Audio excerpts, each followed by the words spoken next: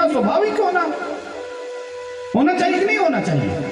हम भक्ति कर रहे हैं तो हमारे अंदर में सुख उत्पन्न होना चाहिए, लेकिन हम दुखी और अतृप्त और अशांत क्या है, इसका मतलब हम सही तरीका से नहीं कर रहे हैं। और उसी तरीका से कर रहे हैं, हम सब कुछ कर रहे हैं, व्रत रह रहे हैं, तीर्थ कर रहे हैं, दान कर रहे हैं, सब कुछ कर रहे हैं, लेकिन हमारे बस एक अंतर में प्रकाश जब तक ना हुआ, ब्रह्म ज्ञान का प्रकाश ना हुआ, तब तक कितना कथा कहानी लोग गाएंगे, सुनाएंगे, हम भी सुना के चले जाएंगे, लेकिन आपके जीवन में जब तक ब्रह्म ज्ञान नहीं आएगा, ये दिव्य दृष्टि नहीं खुलेगा, तब तक आपके जीवन में बदलाव नहीं आएगा,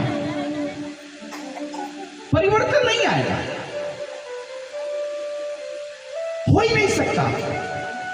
बालू से, सिक्ता से तेल नहीं निकलता, लेकिन गोस्वामी बाबा तुलसीदास जी कहते हैं कि वो भी मैं मान लेता हूं, लेकिन बिन हरि भक्ति न भवत रही, यह सिद्धांत पेल। लेकिन बिना भगवान के दर्शन का कोई भवसागर से पार हो जाएगा, ये मैं नहीं मान सकता, ये होता ही नहीं।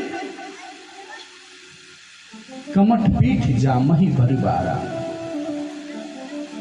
कछुए के पीठ पे बाल नहीं उगते क्या कभी देखा?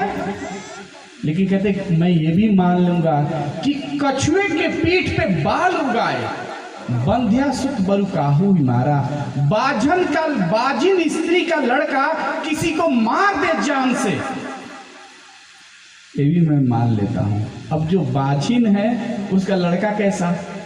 अरे लड़का नहीं है तभी तो बाजिन है, लड़का नहीं है तभी तो बाजिन है, अगर लड़का होता तो बाजिन होती नहीं। कहते हैं मैं मान सकता हूं कि बाजिन स्त्री के फूला ही ना बहुविधि फूला, और आकाश में फूल नहीं खिलते, लेकिन मैं मान लेता हूं कि बहुत प्रकार के फूल खिल गए आकाश में।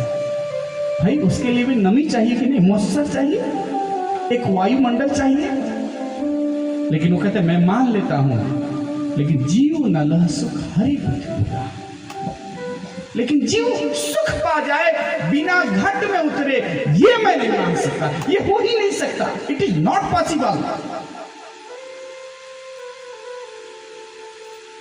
ये संभव ही नहीं है।